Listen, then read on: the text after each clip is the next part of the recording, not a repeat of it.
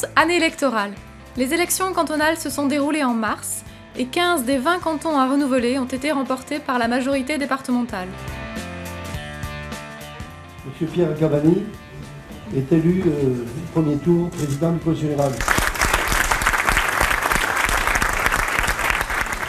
Le président Pierre Cavani fut conforté dans son mandat, entamé en 2008.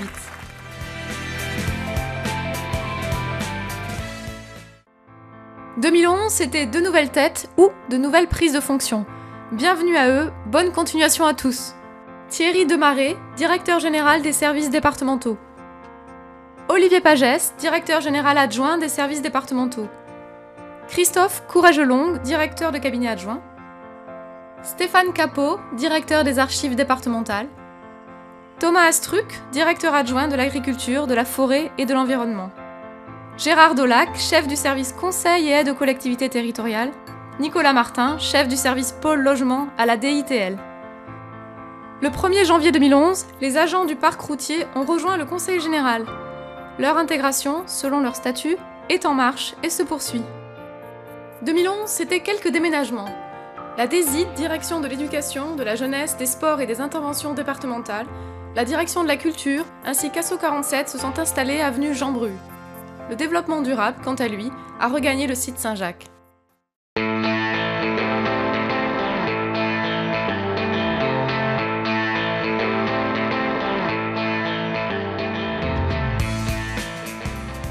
Le 1er septembre, des bus, petits et grands, tous âgés de moins de 2 ans, habillés de pastilles roses et bleues, ont fait leur entrée en Lot-et-Garonne. Tidéo, le nouveau réseau de transport interurbain du Conseil général, est né. Il relie tous les jours, y compris le dimanche et les jours fériés, les principales villes du département. 3 lignes régulières et jusqu'à 5 allers-retours par jour, voici sa mission de départ. Nous avons élaboré et voté un schéma départemental des transports, puisqu'il faut le savoir, le Lot-et-Garonne était quand même jusqu'à récemment le seul département à ne pas avoir de réseau départemental de transport interurbain structuré. Donc il fallait là aussi rattraper ce retard. Le schéma prévoit en fait 2 types d'organisation. D'une part, un réseau principal entre les principales villes, et aux côtés de ce réseau structurant, nous avons proposé aux communautés de communes qui le souhaitent, eh bien, de les aider à hauteur de 50% à développer elles-mêmes des systèmes de transport à la demande. L'impact financier pour le département est mesuré, car le surcoût pour les 3 lignes Tidéo représente 300 000 €. Cet effort permet de poursuivre l'objectif de solidarité voulu par le Conseil général. Ainsi, entre les lignes régionales, le transport à la demande et les lignes Tidéo, le Lot-et-Garonne est désormais bien desservi.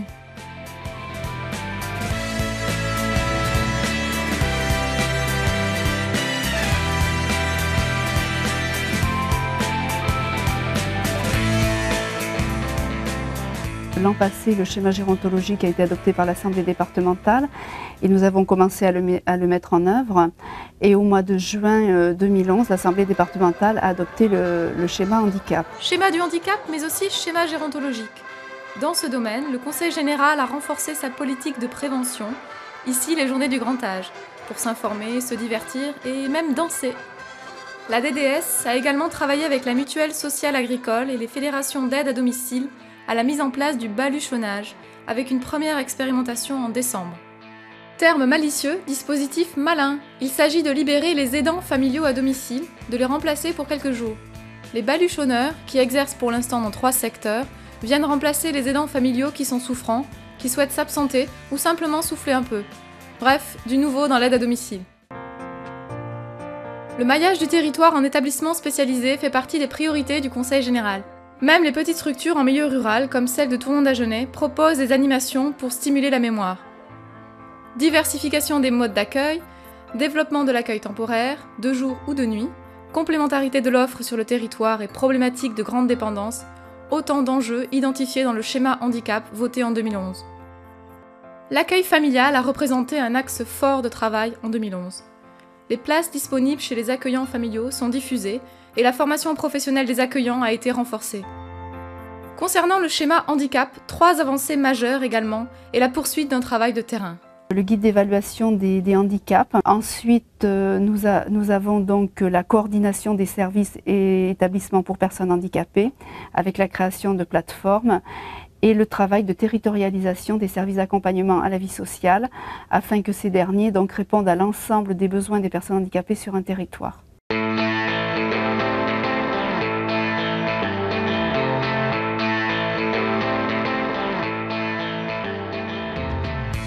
Le 15 octobre, le collège haute qualité environnementale de Montflanquin a été inauguré et baptisé Joseph Kessel, illustre journaliste et écrivain français qui vécut de 1902 à 1906 à Lacapelle-Biron, résistant et co-auteur du Chant des partisans. C'est un symbole fort parce qu'il est à Montflanquin, il est dans zone rurale, nous sommes dans un département rural et Montflanquin est au cœur de cette ruralité. Et donner à la ruralité un service de cette qualité, un service qui plus est de l'éducation. L'éducation, c'est l'avenir de nos enfants. Nous avons voulu démontrer que l'on doit encore aujourd'hui investir dans la ruralité. L'ancien collège était fait de petits morceaux, rajoutés les uns après les autres, dizaines d'années après dizaines d'années, et qu'il était totalement devenu obsolète, non fonctionnel. La remise en état était totalement impossible, et donc s'est posé la question de trouver un autre lieu pour recevoir ce nouveau collège que nous inaugurons aujourd'hui. La rénovation in situ de l'ancien collège du Cap d'Elpech était trop onéreuse. C'est donc sur la plaine Guillaume que l'établissement a été construit, accueillant aujourd'hui dans son écrin ultra-moderne près de 400 élèves. La démarche HQE s'imposait bien évidemment pour ce collège de Montflanquin, comme elle s'imposera pour tous les autres établissements du Conseil général, pour tous les autres collèges, chaque fois que nous entamerons d'un programme de rénovation important. Gestion optimisée de l'énergie, chauffage au bois, bois d'origine locale, eau chaude produite grâce à des panneaux solaires installés sur le toit de la demi-pension, récupération des eaux pluviales, utilisées dans les sanitaires de l'établissement, et enfin, gestion des déchets avec tri sélectif et objectifs chiffrés de réduction de ces derniers. Il faut former aujourd'hui toutes les jeunes générations aux économies. Économie d'énergie, économie d'eau, traitement des déchets. Tout doit être fait pour avoir aujourd'hui des enfants qui soient de bons citoyens.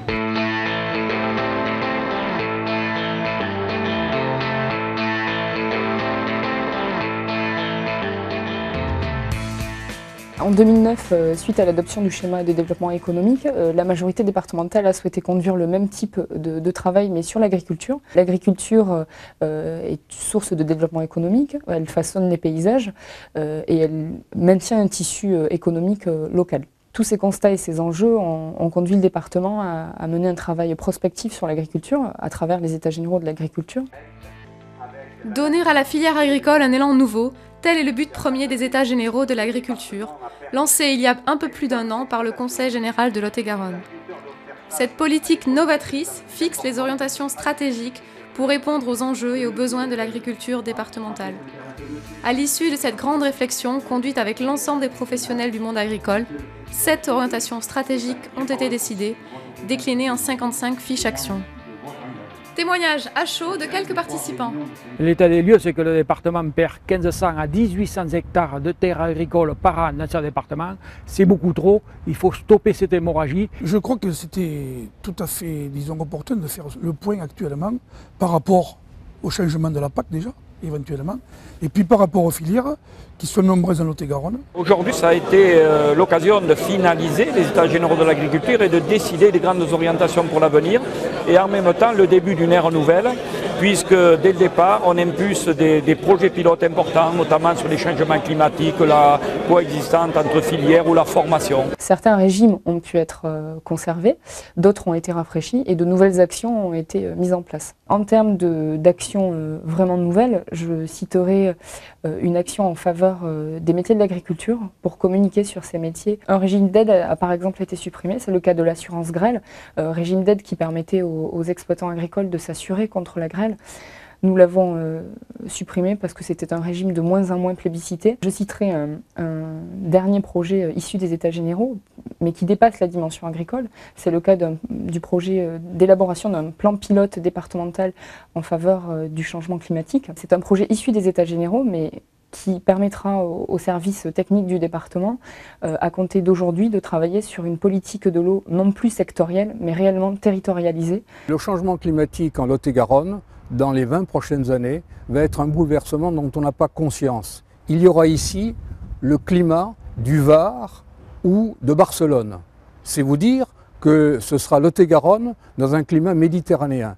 Et donc les investissements concernant l'eau, pour tous les acteurs de l'eau, l'environnement, les rivières, sera vraisemblablement déterminant sur l'avenir, de telle manière qu'on puisse transformer une contrainte en un atout. C'est le défi que la cellule eau devra relever en 2012.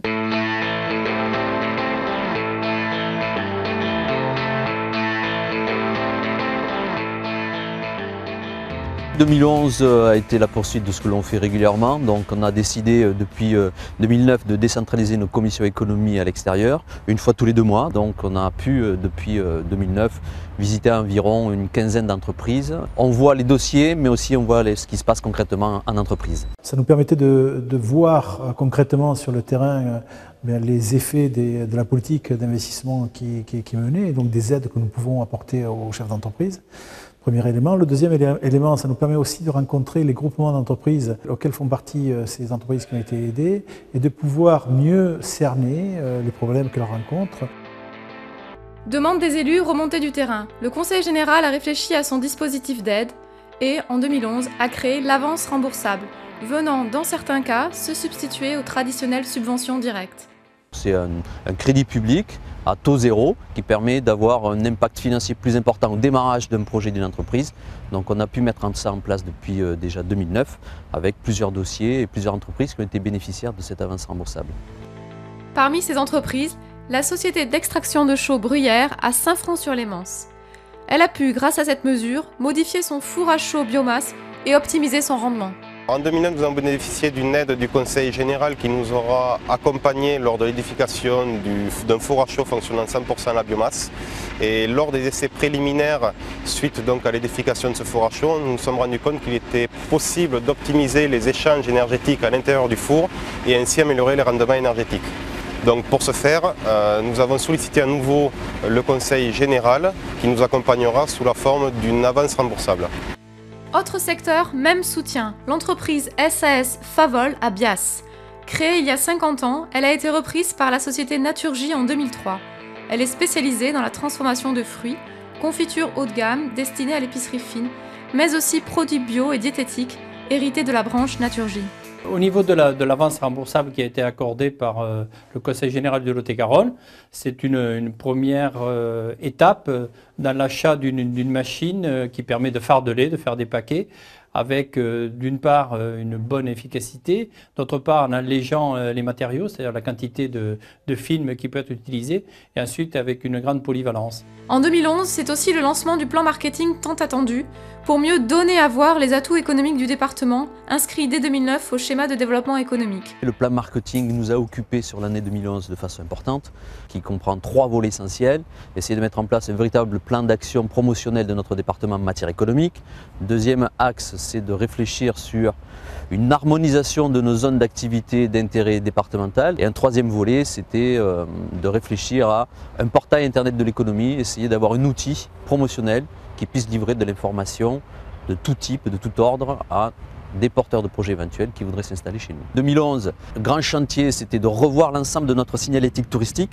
Donc c'est un copilotage, et j'insiste sur ce sujet-là, direction de l'économie, mais également nos collègues des infrastructures. Sont identifiés aujourd'hui 15 grands sites d'intérêt départemental public, plus un privé, qui est le parc Walibi.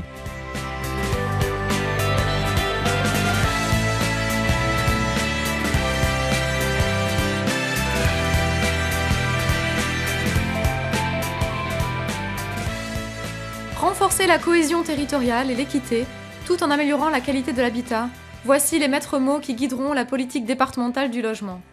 Le 15 décembre, Alain Dumeau, responsable pilotage DDT, Pierre Hamelin, du cabinet de conseil Praticité, et Marie-France Salle, conseillère générale et présidente d'Habitalis, ont présenté les grandes lignes du diagnostic PDH engagé il y a 9 mois.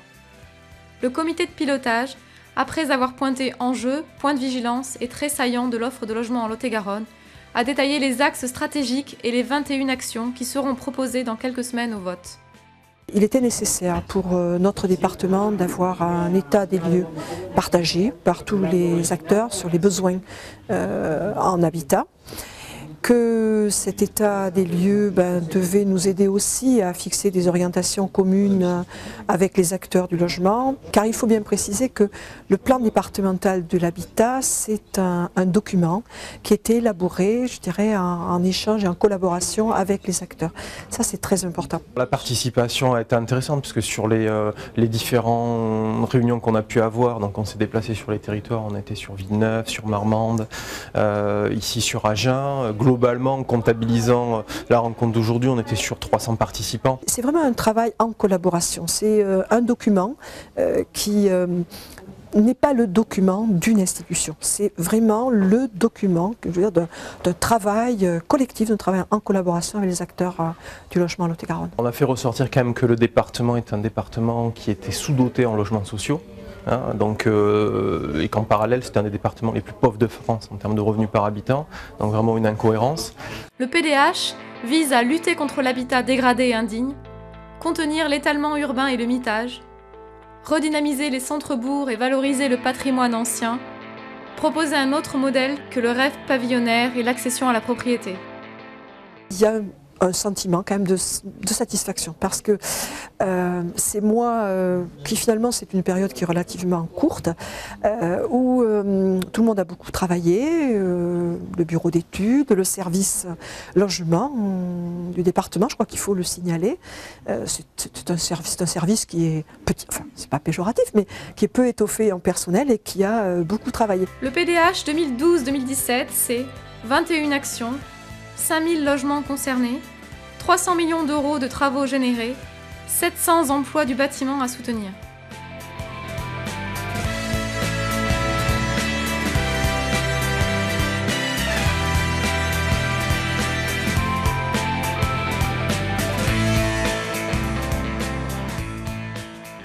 L'opération Permis de Musée est une action de valorisation des actions de médiation et de patrimoniale sur le département qui permettent de valoriser la médiation qui peut s'opérer dans des musées, musées de France, dans des sites patrimoniaux, châteaux ou des centres d'interprétation. Alors c'est le Conseil général au travers du service du patrimoine qui coordonne ces actions. C'est une invitation à des découvertes, à aller rechercher l'essence même du musée par lui-même, de ce pourquoi il y a un musée à un endroit. À Mézin par exemple, le musée du liège et du bouchon, pourquoi il y a un musée du liège et du bouchon? Parce qu'il y a une histoire mézinaise au travers des bouchonneries et au travers des bouchonniers, sachant que Mézin était la capitale du bouchon et la capitale de ces bouchonniers, et il y avait une activité industrielle importante, et on en a fait aujourd'hui un musée du liège et du bouchon qui est un musée industriel. Cela permet de rendre vivant tout ce que l'on présente au public, au musée. Par exemple, dans la petite forêt de chênes-liège que nous avons reconstituée au musée, nous leur parlons de la levée d'écorce, nous leur montrons les gestes, mais nous ne faisons que leur montrer. Et là, ils peuvent voir ces gestes vivants, pratiqués par des leveurs d'aujourd'hui. Permis de musée, c'était aussi au musée de Gajac, qui accueillait alors une exposition sur l'Égypte ancienne et un atelier poterie pour les enfants, en lien, bien sûr, avec les œuvres dévoilées. Il y a plein de choses intéressantes, comme l'Égypte, parce qu'on n'aurait pas su ce qui serait passé avant. On apprend à faire des choses, on peut se faire des amis aussi. On a vu quelques gravures et je trouve ça génial parce qu'il y a beaucoup de monuments, il montre beaucoup de choses, donc c'est vraiment bien ce qu'il y a. Permis de musée, c'est aussi en plein air. Ou comment appréhender l'archéologie, de la découverte sur site de l'objet ancien à sa mise en valeur derrière une vitrine. Bienvenue à Ace, sur le site archéologique d'Ace. Qu'est-ce que l'archéologie pour vous? Creuser le sol et trouver des objets qui datent de plusieurs années. On se situe juste après le chantier. Donc on voit un petit peu quelles sont les étapes après le chantier. J'essaie de leur montrer que l'archéologie ça ne s'arrête pas au terrain, ça ne se limite pas à la fouille concrète dans la terre. Il y a tout un tas d'étapes ensuite, du lavage, donc ce qui est en train de se passer derrière moi, et le lavage, l'étude du mobilier, voilà, la réflexion, ensuite il faut élaborer le rapport, réfléchir, et enfin la dernière étape seulement, parfois c'est le musée, c'est pas toujours le cas. Parfois c'est le dépôt archéologique tout simplement. Donc l'idée c'est un petit peu de leur montrer qu'on ne part pas de la terre pour aller au musée, mais qu'il y a toutes ces étapes intermédiaires qui sont nécessaires. Le schéma culturel départemental a été adopté en juin 2010, mis en œuvre au 1er janvier.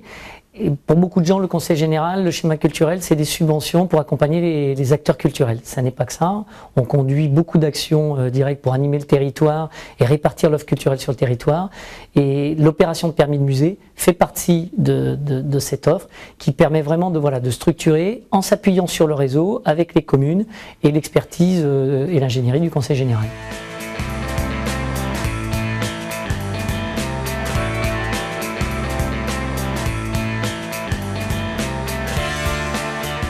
La déviation de Villeneuve-sur-Lot, ça avance. Les travaux du contournement qui reliera la RN 21 à la D 911 ont repris depuis septembre.